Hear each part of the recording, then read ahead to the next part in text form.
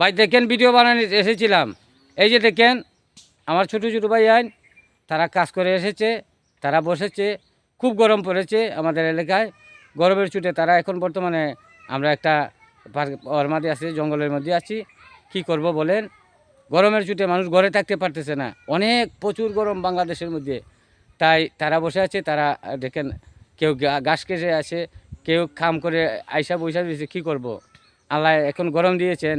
আমার মনটা সৌদি আরবের গরম এখন চলে আসছে বাংলাদেশে।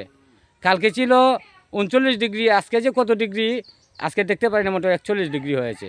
তাই সবাই সতর্ক থাকবেন, রোদ থেকে বেঁচে থাকবেন, না হলে অসুস্থ হবেন। আর ওই ধরনের যারা হাওড়ও কাজ করতেছেন, আপনারা একটু বেছে বেছে কাজ করবেন। আর না হলে অসুস্থ হইলে পরে তো বুঝেন, গরিব মানুষ বসে থাকতে হবে, আপনারা রুজি রোজগার করতে পারবেন না।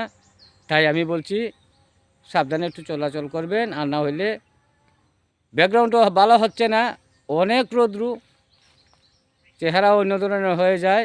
তাই দেখেন তাদের অবস্থাটা, ওই দেখেন কীভাবে বসে আছে, দেখেন এই যে আরেকজন, হ্যাঁ দেখেন কীভাবে হতাশ হয়ে গেছে গরমে। বাংলাদেশের মাঝে অত গরম আগে কখনো দেখি নাই, আজকে কয়েকদিন ধরে অনেক গরম পড়ছে। তাই আমি বলছি আমরা এত গরম কীভাবে, আমাদের তো গরম মানুষ, এসি নাই, কোনো কিছু নাই।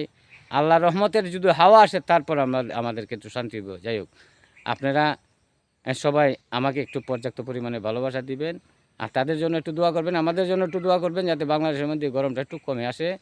অনেকেই কষ্ট করতেছে, অনেক বিদ্রোহ লোক আছে, অনেক অসুস্থ লোক আছে, তারা গরমে ঠিকতে পারতেছে না। তাই আল্লাহ যা করেন মঙ্গলের জন্যই করেন।